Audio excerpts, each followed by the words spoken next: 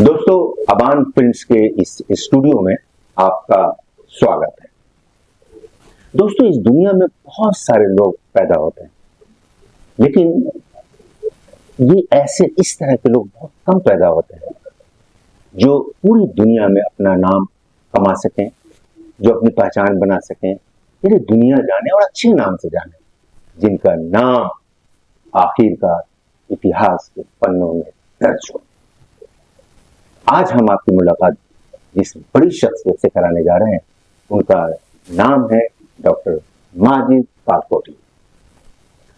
Doctor Majid, मुझे अच्छी तरह से मालूम है कि आप बहुत मसरूफ रहते हैं और आप रोज, मैं समझता हूँ, 5-6 ऑपरेशन करते हैं। आपके पास टाइम बिल्कुल नहीं। आपने जो ये टाइम अभी निकाला है, मैं उसके लिए आपका शुक्रगुजार हूं, क्योंकि आपसे मुझे बहुत इंपॉर्टेंट क्वेश्चन करने। मैं आपको बता दूं दोस्तों कि डॉक्टर माजिद सिर्फ एक बड़े ऑन्कोलॉजिस्ट नहीं है, बल्कि ये बहुत मशहूर और बहुत बड़े सोशल एक्टिविस्ट हैं। और इनको जो ज्यादा जाना जाता है वो एज ए डॉक्टर तो जाना जाता है, लेकिन एज ए सोशल एक्टिविस्ट भी इन्हें पूरी दुनिया में जाना जाता है। गरीबों से मदद करना, गरीबों का फ्री ट्रीटमेंट करना, अपने दिल में जो डिसएडवांटेज सेक्शन के लोग हैं या अंडर प्रिविलेज लोग हैं, उनके लिए दर्द रखना, ये वो तमाम बातें हैं जो इनके अंदर मौजूद है। ये वो चीजें हैं दोस्तों जो मैंने देखी हैं, क्योंकि जब एक एंकर किसी के ऊपर कोई प्रोग्राम करता है ना, तो उसके पीछे रिसर्च करता है, उसको जानता है, उसको समझता है, उसके बारे में पढ़ता है।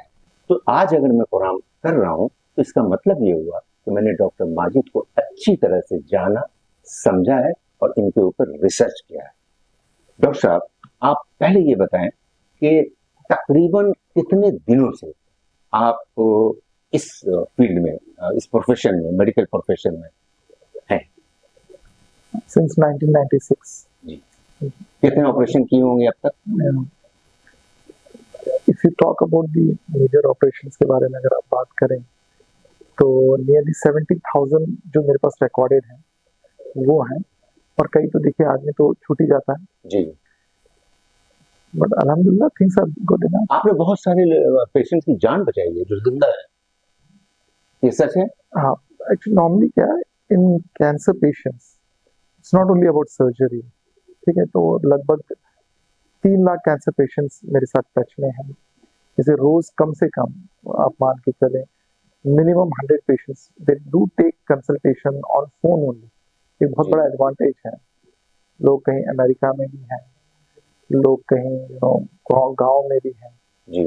वो आ नहीं सकते, उन लोगों का इलाज चल रहा है but it's not becoming successful, जी। है ना। They want some opinion, re opinion. कोई जर्मनी में इलाज कर रहा है, कुछ कॉम्प्लिकेशंस हो गई है, they want to have a discussion, तो वो पूछते हैं। तो आई एम वेरी हैप्पी कि कम से कम मैं बिजी रहता हूँ।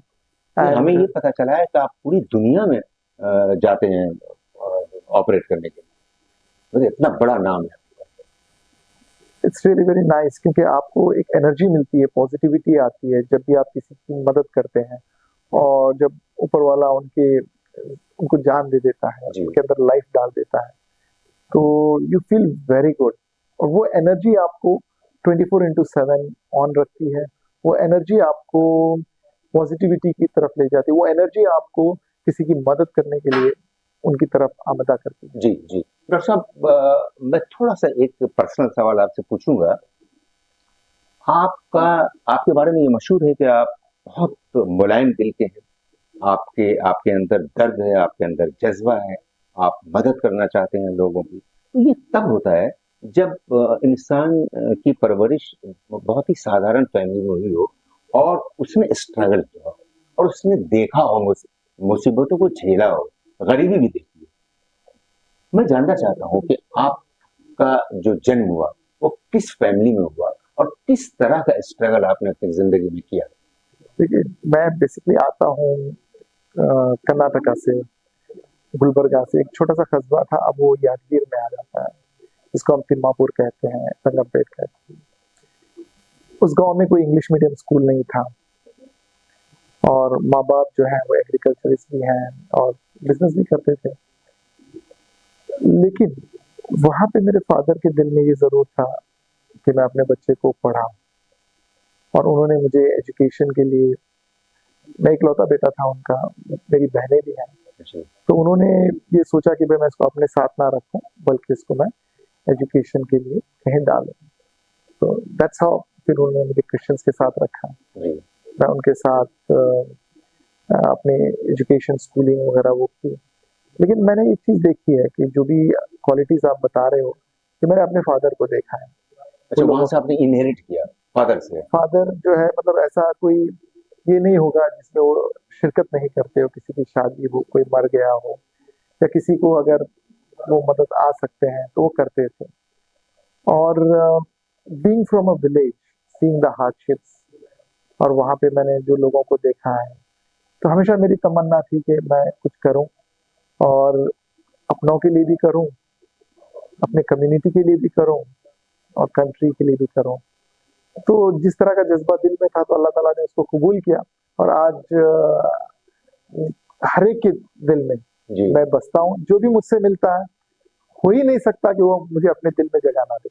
जी I feel very kind, and I feel very happy and proud that Allah has been very kind enough.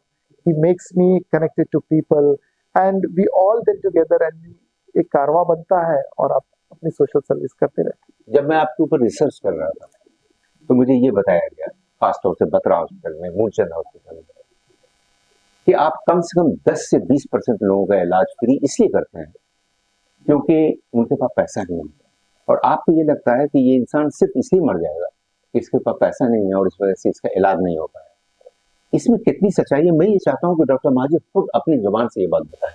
देखिए, एक्चुअली क्या है, आजकल मेडिकल हेल्थ जो है बहुत महंगा है। वही ऑपरेशन जो मैं 25 लाख में करता हूँ, जो मालदार लोग होते हैं, जो चाहते हैं कि डॉक्टर माजिद मेरे सामने खड़े रहें, मेरे आगे पीछे घूमें और वो इलाज करें। और कुछ मरीज ऐसे भी होते हैं जो सिर्फ डॉक्टर माजिद के नाम पे आते हैं। वो जब घर से निकलते हैं, उनको पता है कि जेब में पैसे नहीं है और मुझे जाना है। 1 से 2, 2 से 4, 4 से 8 लोग बताते हैं, तो वो पहुंच जाते हैं। और जब वो आते हैं, देखिए नॉर्मली क्या होता है कि हॉस्पिटल के पीछे मिनिमम एक्सपेंसेस होते हैं, हमारे फीस होते हैं, बहुत सारी चीजें होती हैं। और जिस मजहब से मैं बिलोंग करता हूँ, इस्लाम, उसमें आप जानते हैं कि खुद खुद के हमारे इसके अंदर है ना, काइंडनेस, हाँ चैरिटी, जी, हेल्प, सकार, मदद ये एक दूसरे के काम आना जी है। जितना प्यारा मेरा मजहब है, और उसकी जो प्रिंसिपल्स हैं, सोच है, उसमें क्लियर कट रखा हुआ है कि भाई पहले अपने घर से शुरू करो, फिर अपने पड़ोसियों के लिए करो, जी फिर गांव के लिए करो। जी और फिर अल्लाह ने मुझे अब इतना, अल्लाह का फजल है कि मुझे अल्लाह ने इतना दिया है, कि अल्लाह का शुक्र है कि आज मुझे ये सोचना नहीं पड़ता है कि मुझे क्या मिलने वाला है। जी तो अल्लाह ने इतना दे रखा है, क्या I don't need to think twice. अगर मेरे पास 10 मरीज आ रहे हैं, और उसमें से 9 मरीज का पैसा दे रहे हैं, और एक मरीज के पास बिल्कुल कुछ नहीं है, मुझे नहीं लगता कि इस जेब से निकाल के मैं उस जेब में डालूं और मुझे कुछ फर्क पड़ता हो। और लेकिन मेरा एक क्राइटेरिया होता है, मेरा क्राइटेरिया ये होता है, अगर वो बच सकता है, तो then money is not the criteria. बस अल्लाह उसकी मदद करे, और हम ऑपरेट करते हैं, और वी बिकम वेल, एंड वो ठीक होके घर चले जाते हैं। आप अल्लाह के लिए करते हैं, अल्लाह को अपने दिल में लेकर चलते हैं आप? देखिए, हमें भी पता है कि खुदा जब देखता है कि हम उसके लिए कुछ कर रहे हैं, तो खुदा देता ही जाता है।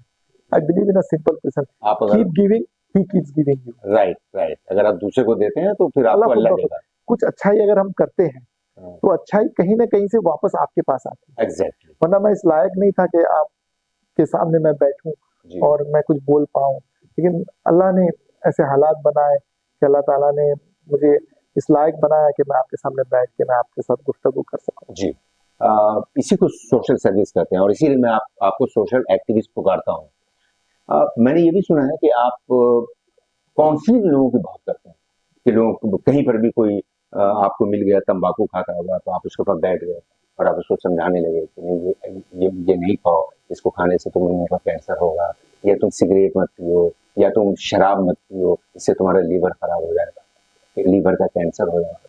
आप ये अच्छी बात तो काम ये है तो कि आपको तो ये बहुत ज्यादा नॉलेज है कैंसर का। मैंने यू कहा ना नो कि हम ऑल द, पहले पहले पहले हम रिसर्च करते हैं, तभी तभी, और जब हम पाते हैं कि ये आदमी डिजर्व करता है कि इनके ऊपर प्रोग्राम बनाया जाए, तब हम करते हैं। एक्चुअली होता ये है कि देखो, जब मैं किसी से मिलता हूँ, जब वो पेशेंट है, मैं हमेशा मेरे जहन में एक बात ये होती कि भाई हो सकता है वो डॉक्टर होता और मैं कैंसर का पेशेंट होता, और जैसे मैं मजबूर और लाचार रहता वैसा अ, जैसे वो मेरा पेशेंट मेरे पास आया है।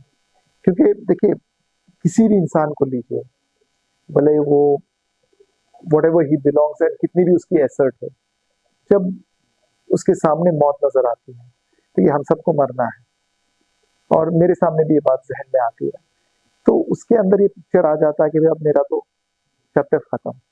तो ये सोचने लगता है कि भाई देखो, इंसान को गोली लगने से इंसान नहीं मरता, लेकिन अगर उसको कोई देखता है तब वो घबरा जाता है। जी तो जी जैसे ही उसको पता चलता है कि लोग उसके साथ इकट्ठा हो रहे हैं जी और कोशिश कर रहे हैं उसको तसल्ली देने की और ये करने की, तो वो घबरा जाता है। जी। मैंने एक चीज देखी है, कई बार ऐसा होता है कि इतना बड़ा डेंजरस कैंसर, और मैं उसको हाथ लगाता हूँ और खुदा उसको कामयाबी देता है। क्या बात है, और मैं देखता क्या हूँ बात। कि बहुत छोटी सी बीमारी है और ये 100% ठीक होना चाहिए, और मैं देखता हूँ कि उसके अंदर being such a seasoned principled and knowledgeable doctor, I am not able to save him. जी तो ये चीज क्लियर है कि मेरे हाथ में कुछ नहीं है, मेरे हाथ में एक कोशिश है जो अल्लाह ने मुझे दे रखी है, और जब अल्लाह ताला चाहता है 100 में से 100 लोग ठीक होके जाते हैं, और लोग मरीज कहते हैं कि आपके हाथ में शिफा है, आपके इंशाल्लाह। हाथ में ये है वो है, लेकिन सच कहूँ ये तो खुदा की देन है जी और अल्लाह का शुक्र है। तो जब वो आके बैठते हैं तो मेरे जहन में ये बात जब आती है कि ये कैंसर के मरीज हैं, और अगर मैं उनकी जगह पे होता और मेरी जमीन नीचे से खिसक जाती तो मुझे कैसे होना, तो इसलिए मैं ऑटोमेटिक नरम हो जाता हूँ, जी तसल्ली देता हूँ, हंसी जी मजाक करता हूँ। जी कभी किसी को कहता हूँ कि यार देखो तुम आज आए हो, एक जोक बोलता हूँ कि भाई आज तुम्हें मैं डॉक्टर लग रहा हूँ, आप बोलते तुम भगवान हो, ये कुछ भी जो आपको चाहिए हाँ वो हाँ लेकिन यही तुम जब ठीक होके जाओगे तो बोलोगे डॉक्टर माजिद चोर है, क्योंकि हाँ तुम आज जिस परेशानी में आए हो हाँ कल वो हाँ, परेशानी रहेगी नहीं, ऐसे बिल्कुल मजाक में। जी जी। या फिर मैं बोलता हूँ कि भाई तुम्हारी तो 2-4 शादियां हो जाएगी, इतने फिट हो।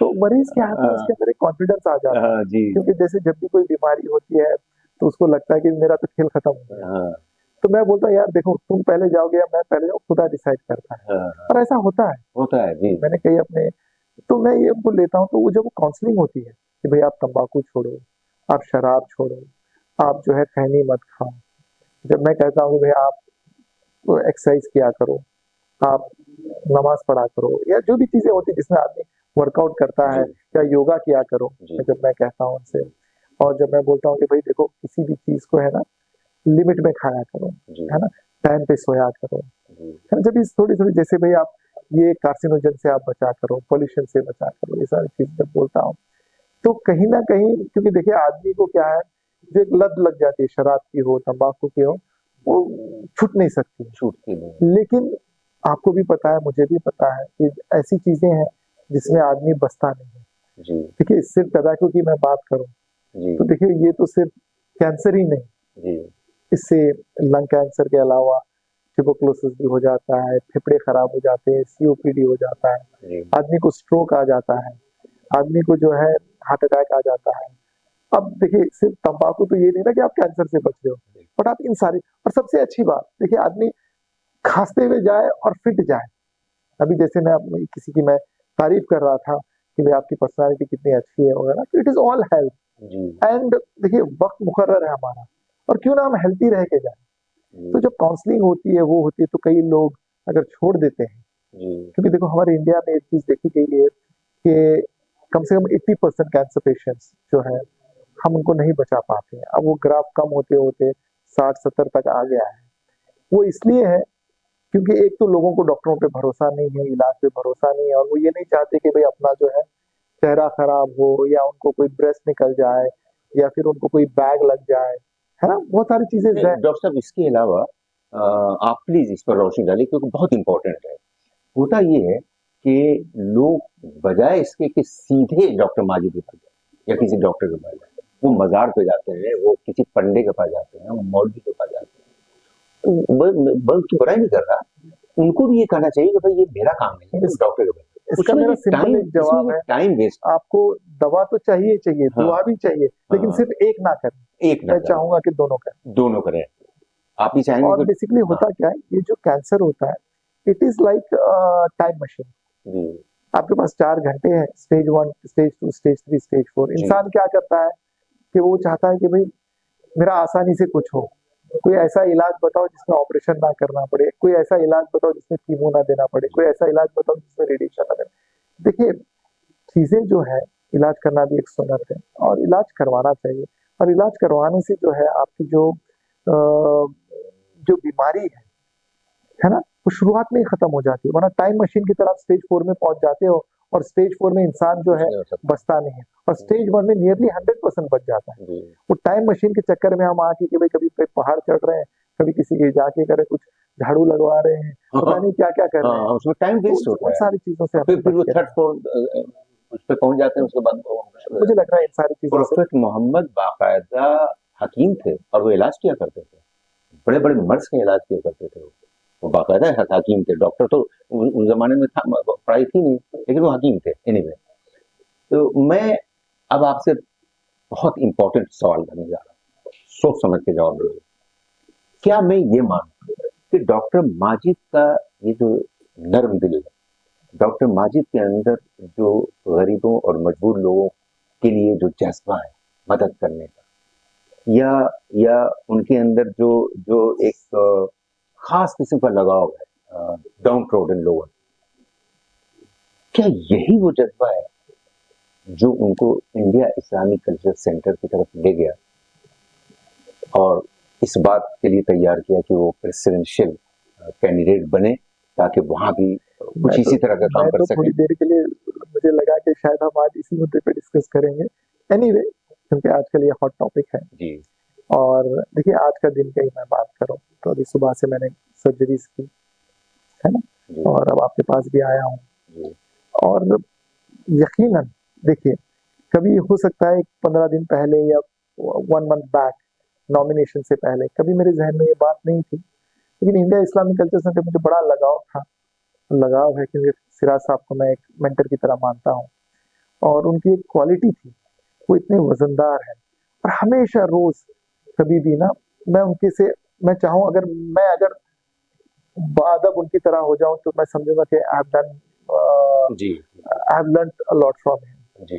क्योंकि बाअदब बानसीब, जी। बेअदब बदनसीब, बहुत और मैं चाहता सॉफ्ट, हूँ बहुत जी, स्माइलिंग, कभी मैंने उनको बहुत नहीं देखा कि तूफान हाँ। नीचे गिर गया और वो परेशान हो गए हों। जी, जी। या कभी मैंने ऐसे नहीं देखा कि कुछ बहुत बड़ी अच्छी चीज़ मिली हो और वो खुश के ये कर रहे हों। जी। क्योंकि वो जानते दुनिया में खाली हाथ आए थे, खाली हाथ जाएँगे। ठहराव है। हाँ, 1-2 रीज़न्स जो थे मुझे यहाँ पे जाने के, जब इंडिया इस्लामिक कल्चर सेंटर का एक मेंबर ऐसा हो सकता है, मिस्टर सिराज कुरैशी साहब की तरह। और जब मैं जाता था इंडिया इस्लामिक कल्चर सेंटर, जैसे मैं आपसे मिला हूँ या कई मेंबरान से मिला हूँ, एक चीज़ तो क्लियर थी, Indian Islamic culture centre is not a normal place. जी। ये ऐसी प्लेस है जहाँ के मेंबर्स आर पर्ल्स। वो उनकी जो एक क्वालिटी है, खिदमत, खिदमत और खिदमत। जी। अगर आप देखेंगे कोई भी मेंबर को मैं लूँ, या तो जैसे आप हैं कि पूरे वर्ल्ड में आप रोशनी दे रहे हो, जी। मसले मसाइल को हल कर रहे हो, सच्चाई को सामने ला रहे हो, है ना? जी। लोगों को एक राह दिखा रहे हो। उसी तरह से वहाँ पे आईएएस ऑफिसर्स हैं, जिन्होंने अपनी पूरी ज़िंदगी जी हाँ, लगा दी खिदमत में लगा दी। खिदमत में। उसी जी। तरह बहुत सारे ब्यूरोक्रेट्स जी। हैं वहाँ। जी। कुछ पॉलिटिशियंस भी हैं, जी। जिन्होंने अपनी पूरी ज़िंदगी कौम, खिदमत और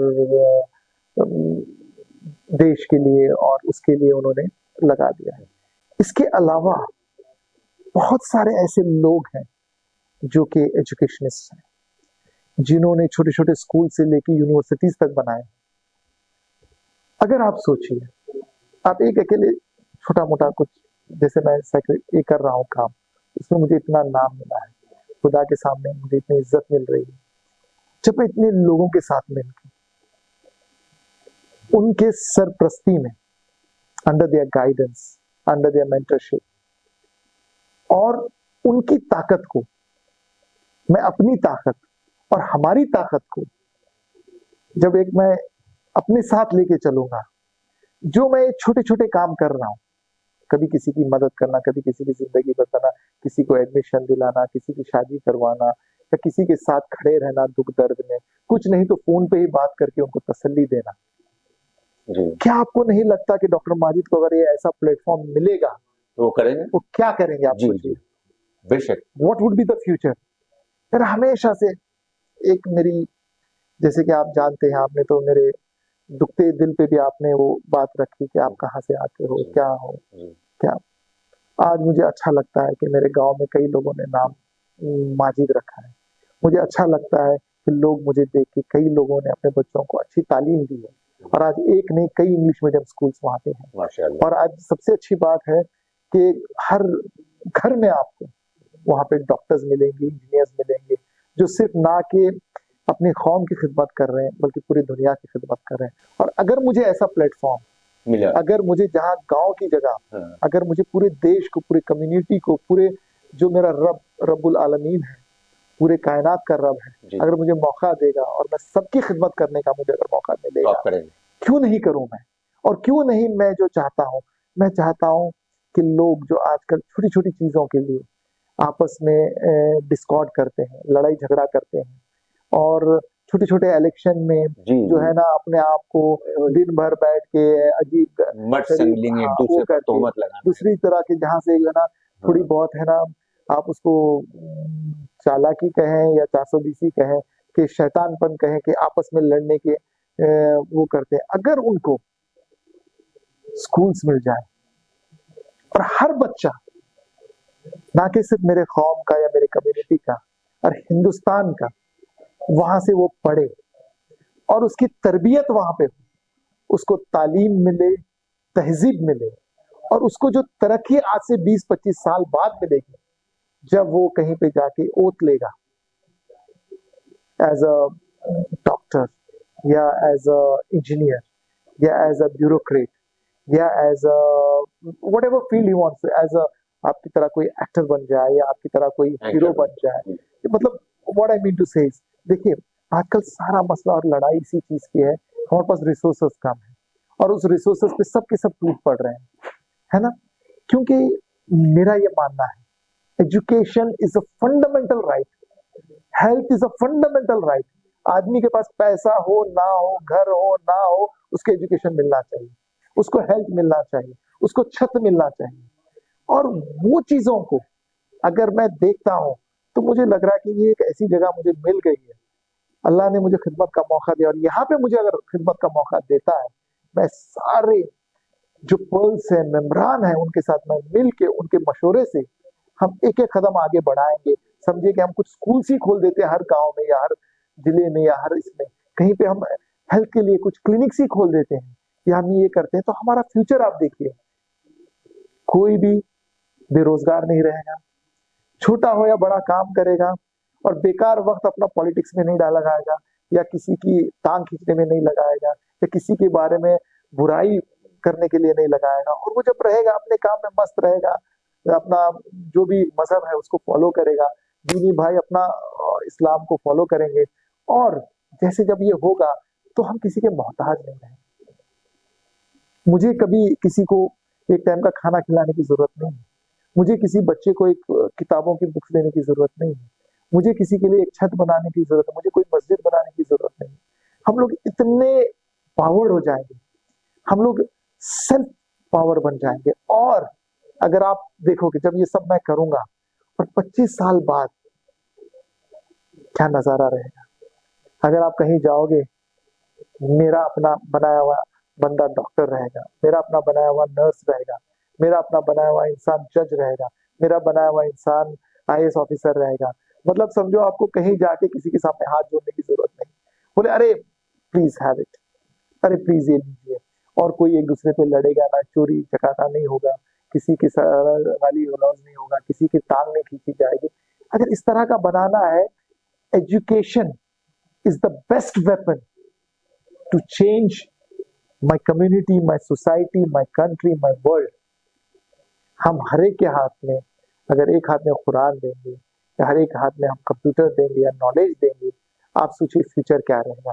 इंडिया इस्लामिक कल्चर सेंटर, जो मैंने ये बोला एक ब्रॉडर प्रोस्पेक्टिव के लिए बोला, अगर मैं चाहूंगा कि जो हमारे जो मेंबर्स हैं हम लोग मिले बैठे, देखिए आजकल होता है कि हम लोग इतने बिजी हैं कुछ वक्त हम इंडिया इस्लामिक कल्चर सेंटर में लें, एक दूसरे की मदद करें। देखिए हम में से किसी ना किसी की कोई परेशानी आएगी, कुछ ना कुछ प्रॉब्लम्स आएंगे, कहीं कोई केस लग जाएगा। हम में से कई डॉक्टर्स हैं, कई एडवोकेट्स हैं, कई जजेस हैं, वो मशवरा दे सकते हैं। कहीं मसला अटक रहा है, हम एक प्लेटफॉर्म में मिलके, किसी को कोई बहुत बड़ी बीमारी है जिसका हल नहीं है, हम लोग मिलके उसका इलाज कर सकते हैं। और सबसे बड़ी बात क्या है, देखिए आज कॉन्सेप्ट चेंज हो गया, बच्चे कम है, बच्चे कहीं अब्रॉड में पढ़ रहे हैं, वाइफ की डेथ हो गई, ऐसे भी सिचुएशन आते हैं। जी तो कम से कम लगाने के हम एक दूसरे की फैमिली बने, एक दूसरे का हेल्प बने, एक दूसरे के लिए हम खड़े रहें, एक दूसरे का सहारा बने। मैं चाहता हूँ कि इंडिया इस्लामिक कल्चर सेंटर इस तरह से बने। जैसे यंग लोग आ रहे हैं, नया बिजनेस करना चाह रहे हैं, India Islamic Culture Center is not only national but is international. We will have communication with different countries in the world. तो उससे क्या हो जाएगा कि हम लोग जो है अपना बच्चों को वहां भेजें, उनके बच्चों को यहाँ लाएंगे, हम उनके साथ तिजारत करेंगे, वो हमारे साथ तिजारत करेंगे, हमारी इकोनॉमी बढ़ेगी, हमारी कंट्री की इकोनॉमी बढ़ेगी, उनकी भी इकोनॉमी बढ़ेगी, भाईचारा बढ़ेगा, वर्ल्ड वॉर्स नहीं होंगे जैसे इसराइल और जी पैलेस्टीन में हो रहा है, या रशिया या इसमें। देखिए अल्टीमेटली कहीं ना कहीं हमारी कमी है कि हम आपस में लड़ रहे हैं, हम 4,000 मेंबर एक साथ एकजुट होकर हम रह नहीं पा रहे हैं। तो ये सारी चीजें हैं। देखिए देखिए मेरा तो सिंपल मानना है, देखिए अल्लाह ने चाहा, अल्लाह हम साथ में से किसी को भी खिदमत का मौका दे।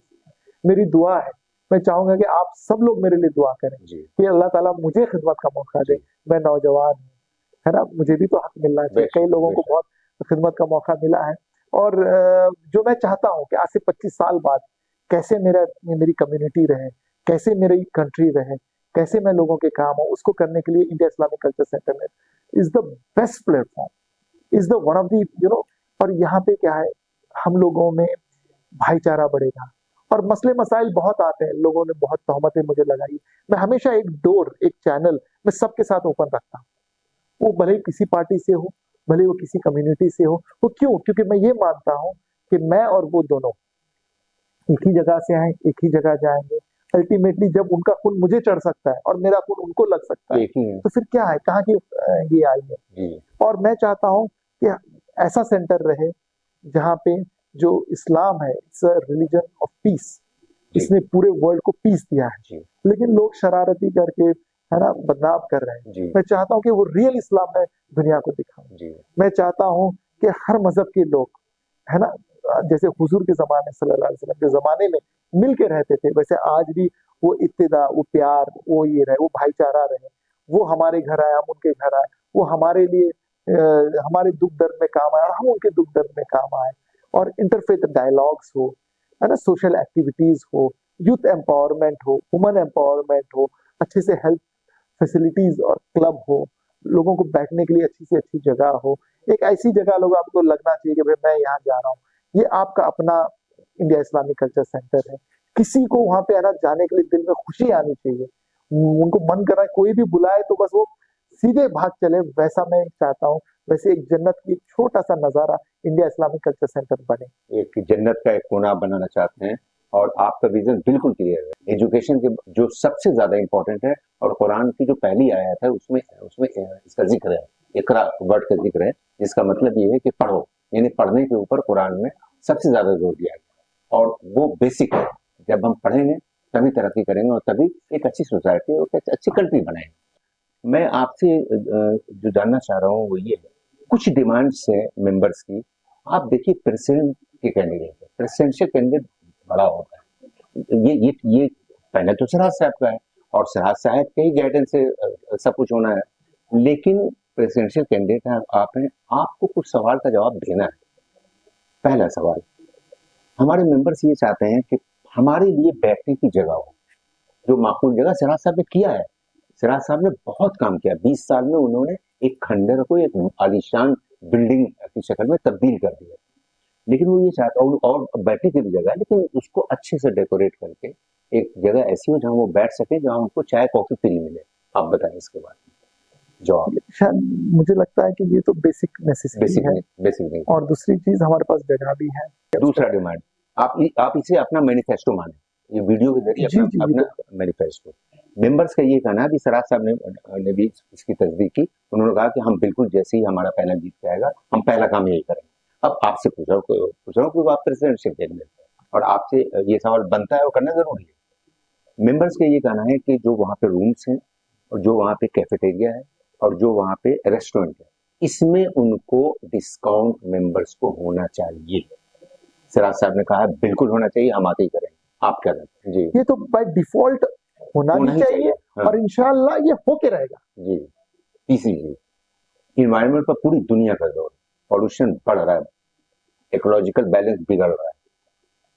हमारे हमारे सेंटर में अभी तक प्रॉपर पार्क नहीं है जहाँ पे मेंबर जाके टहल से हो सकता है क्योंकि ऐसे ऐसे डिजाइनर है जो उसी में से जगह निकाल के एक कोने में एक जगह पे पार्क बना सकते हैं जहाँ से अच्छी हवा मिले।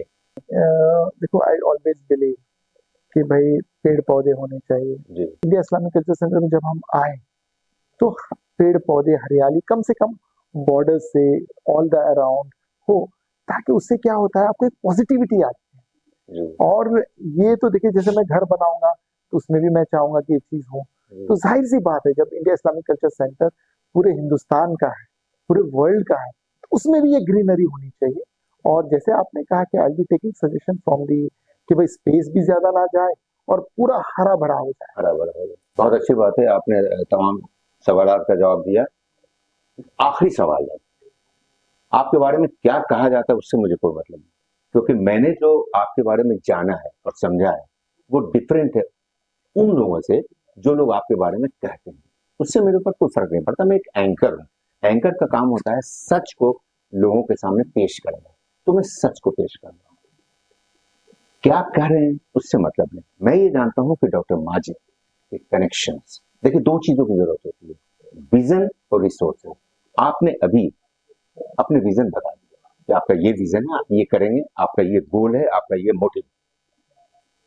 आपके कनेक्शंस का जहां तक सवाल है और जहां तक मैं जानता हूं, आपके कनेक्शंस हर पॉलिटिकल पार्टी से है, हर संगठन से है, हर ग्रुप ऑफ पीपल से है।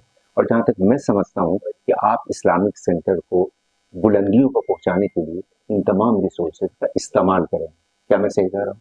बिल्कुल, जी, मैंने हमेशा सबके साथ इसलिए कनेक्ट रखा है क्योंकि मैं ये फील करता हूँ कि हम सब हिंदुस्तानी हैं, हम सब अल्लाह की मखलूक हैं और हमें मिलके ही काम करना चाह रहा है। जैसे कि मैं अल्हम्दुलिल्लाह एक ईमान वाला हूँ और अल्हम्दुलिल्लाह most of the members they are they belong to Islam, and Islam is a beautiful religion जी, which teaches us के brotherhood, living in brotherhood and all. जी, And we live in our country, मादरे वतन हिंदुस्तान जिंदाबाद, जो अपने Coke में उसने हमें रखा है। वैसे हम लोग सारे भाई हो गए, जी, ठीक है ना। बिल्कुल, हर एक इंसान का, हर हिंदुस्तानी का अपना एक हक है। उस हक की तरह वो जो मेरा राइट है, उस राइट से मैं हर एक के पास जाता हूँ, वो सब लोग मेरे पास आते हैं। उनका काम है मेरी मदद करना, मेरा काम है उनकी मदद करना। हम तो सारे हिंदुस्तानी हैं, हम सब इंडिया सब इस्लामिक सब कल्चर। सबसे सो मिलकर हाँ, तो काम ये करते जो हैं। है मेरी एक अच्छी आदत है, जिनसे मैं मिलता हूँ जी, उनके दिल में एंट्री करता हूँ और उनके साथ हमेशा रहता हूँ। तब कोई पार्टी या और मेरा main reason India Islamic culture centre आने का है, जो मैं मानता हूँ, जो हम मेंबर्स हैं रंग बिरंगे हैं, हर पार्टी से हैं। अगर मेरे पैनल में देखोगे आप, हाँ, आपको कोई ऐसी हिंदुस्तान नहीं की नहीं, पार्टी नहीं होगी जो हाँ, नहीं है। बिकॉज यहाँ पे मैं पार्टी से या कोई और पार्टी से नहीं है। हम लोग being an Indian Islamic culture centre, but I have a democratic right, और उनका भी डेमोक्रेटिक राइट है। आज मैं एक प्रेसिडेंट, कल आप प्रेसिडेंट, जी, कल तो ये चीजें तो बहुत कॉमन चीजें हैं। और हर जगह आपने देखा है, जैसे कि अगर मैं मेडिकल फील्ड में पढ़ता हूँ तो उसकी एक अपनी आइडियोलॉजी और अपने बुक्स हैं। अगर मैं इस्लाम को बिलीव करता हूँ तो मेरी अपनी एक आइडियोलॉजी और मेरे बुक्स हैं। उसी तरह से Indian Islamic culture, India Islamic culture centre की भी अपनी एक आइडियोलॉजी, अपने कुछ सरहदें हैं, अपने पैरामीटर है, बाउंड्री हैं। बिल्कुल, हाँ, यहाँ पे इंक्लूसिवनेस है, जी, देर इज नो एक्सक्लूसिवनेस। जी, यहाँ पे जो है हम लोग यूनाइटेड हैं, जी, यहाँ पे यूनिटी के लिए है, जी, डिस्कॉर्ड के लिए जगह नहीं है। नहीं, नहीं, यहाँ पे सबके लिए हमारा इंडिया इस्लामिक कल्चर सेंटर अपने आर्म्स खुले रख के बैठा हुआ है जी, कि आपसे गले मिलने के लिए। यहाँ पे किसी के लिए कोई ऐसी चीज नहीं है जिससे हम लोग लड़ाई झगड़ा कर सके। हम इंडिया इस्लामिक कल्चर सेंटर में, जैसी मेरी अपनी इस्लामिक आइडियोलॉजी है, वैसे इंडिया इस्लामिक कल्चर सेंटर की भी एक अपनी आइडियोलॉजी है जी तो हम जो है उसी आइडियोलॉजी को हम फॉलो करेंगे। जी ठीक है ना, जो हमारी एक एम्स एंड ऑब्जेक्टिव्स हैं जिसके लिए सेंटर बना था। भले ही यहाँ पे रंग बिरंगे लोग हो, हर पार्टी के लोग हो, पार्टी के लिए जगह नहीं है, नहीं बट मिल के काम करने के लिए जगह है, इंक्लूसिवनेस के लिए है, ब्रदरहुड के लिए है, इंटरफेथ डायलॉग के लिए, मेंबर्स के लिए है, और मेंबर्स मिलके पूरे कंट्री के लिए। आप ये कहना चाह रहे हैं कि आप जब प्रेसिडेंट बनेंगे इंशाअल्लाह ताला, तो आप जितने भी 4,000 4,500 मेंबर्स हैं उनको इंक्लूसिवनेस के साथ अपने अपने साथ लेकर और उनको साथ लेकर इस सेंटर को आगे बढ़ाएंगे। और आपके पास डॉक्टर माजी सबसे बड़ी ताकत ये है कि आपके पास सिराज कुरैशी है। सिराज कुरैशी, आप सिराज कुरैशी के पैनल में हैं और सिराज कुरैशी साहब के पास जो तजर्बा है 20-25 साल का तजर्बा, जो उन्होंने इंस्टीट्यूशन को कहां से कहां पहुंचाया है, उससे आपको फायदा मिलेगा इंशाल्लाह। बहुत बहुत शुक्रिया। बहुत डिटेल में आपने अपने विजन और अपने रिसोर्सेज और अपने इरादों के बारे में जो भी आपको करना है इस्लामिक सेंटर को लेकर, उसके बारे में आपने बहुत तफसीली गुफ्तगू दी। हम आपको बहुत बहुत शुक्रिया अदा करते हैं। बहुत बहुत thank you so much doctor माजी।